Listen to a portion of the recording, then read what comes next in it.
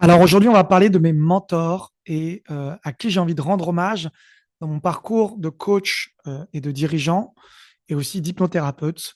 Donc j'ai plusieurs mentors qui m'ont beaucoup influencé et qui m'ont vraiment aidé à développer ma carrière. Et donc ce but de cette vidéo, c'est de leur rendre hommage. Donc je voudrais en commencer tout d'abord par remercier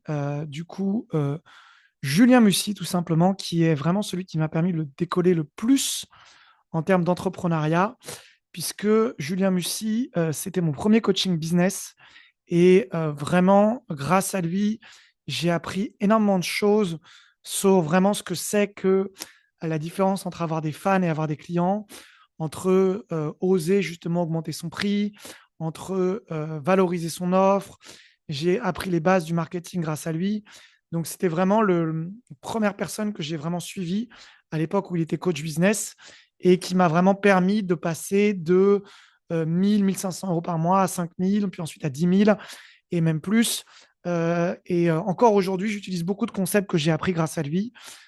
C'est quelqu'un qui est humble, somme toute, qui est compétent, qui était dans la performance en tout cas avant, et que j'aimais beaucoup cette énergie de performance, de combativité qu'il avait.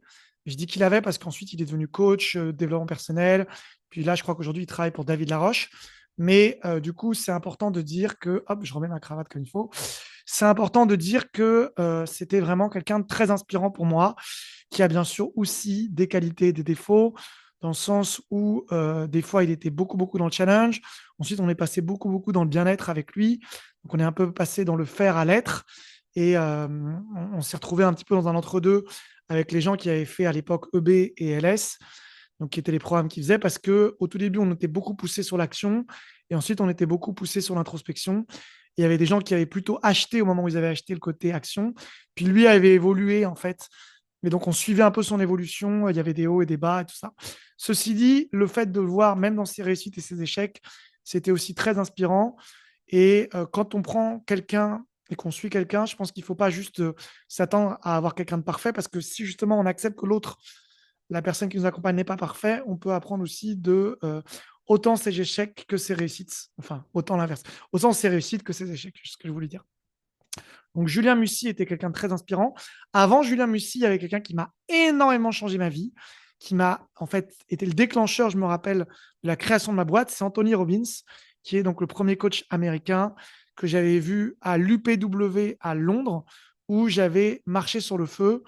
Donc, on marche sur des braises. C'est 3 jours d'immersion avec genre 3000 ou 10 000 entrepreneurs, dirigeants qui sont super motivés. On va crier, on va marcher sur le feu. Et à un moment donné, je me rappelle que tout le monde lève la main comme ça en disant Rise your standards.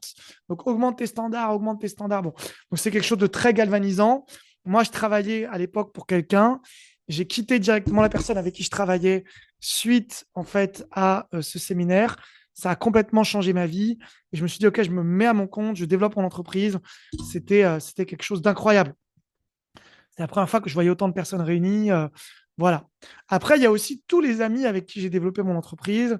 Il y avait Hugues Boulanger, Pierre Sarrazin, Marie Boisseau, avec qui on avait fait un espace de coworking. Ça joue beaucoup l'environnement. Je me rappelle quand j'avais commencé, on faisait des petites réunions où il y avait 5, 10, 15, 30 personnes au maximum. On faisait des petits événements. C'était il y a 7 ans, 8 ans, 10 ans de ça. Et enfin, c'était incroyable de commencer à partir de rien, d'avoir des entrepreneurs, des amis qui sont motivés avec nous.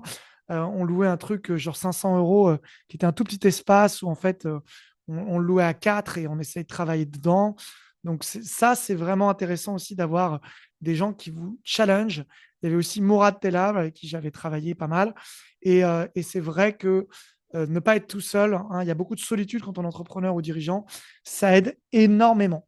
Donc voilà, c'était une vidéo pour vous montrer un petit peu que c'est très important pour moi d'avoir un mentor. Pas un mentor qui vous gouroutise, hein, mais quelqu'un justement qui va vous influencer positivement. Il y a une différence entre un gourou et quelqu'un qui vous influence. Il faut toujours vous rappeler, bien entendu, et c'est mon retour d'expérience, que quelle que soit la personne que vous suivez, la personne n'est pas vous et que vous devez aussi trouver vos propres codes, vos propres manières de faire, votre propre style. Donc au tout début, vous pouvez suivre quelqu'un, mais ensuite, ce qui est important, c'est ensuite de prendre un temps d'intégration pour pouvoir aussi voir qu'est-ce qui est juste ou pas par rapport à votre personnalité et ne pas tout prendre en bloc ou idéaliser quelqu'un.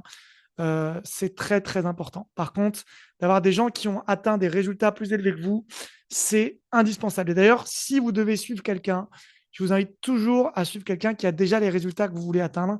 Parce qu'il y a beaucoup de gens qui, en fait, suivent quelqu'un qui va être peut-être charismatique, intéressant, mais qui, en termes de résultats, n'ont pas ou n'a pas les résultats que vous voulez. Donc, c'est pour ça que ce soit sur la gestion du temps, la productivité, le chiffre d'affaires, le marketing, la livraison, prenez toujours des gens qui ont déjà les résultats que vous voulez avoir. Le symbole qui doit être le premier quand on prend une prestation, c'est d'abord les résultats et non pas la communication ou la façon de parler, parce qu'il y a beaucoup de gens qui parlent bien, mais qui n'ont pas forcément les résultats, surtout dans l'époque dans laquelle on vit, où il y a de plus en plus de marchands de rêve. Donc, vérifiez bien les témoignages des clients, les résultats des clients, discutez avec des clients qui ont fait l'accompagnement. C'est super important pour éviter de tomber dans les pièges. Voilà, si tu as aimé cette vidéo, n'hésite pas à liker, à commenter. C'était Raphaël Diaz de Coaching Communication sur qui ont été mes mentors qui m'ont permis de progresser en tant qu'entrepreneur et dirigeant.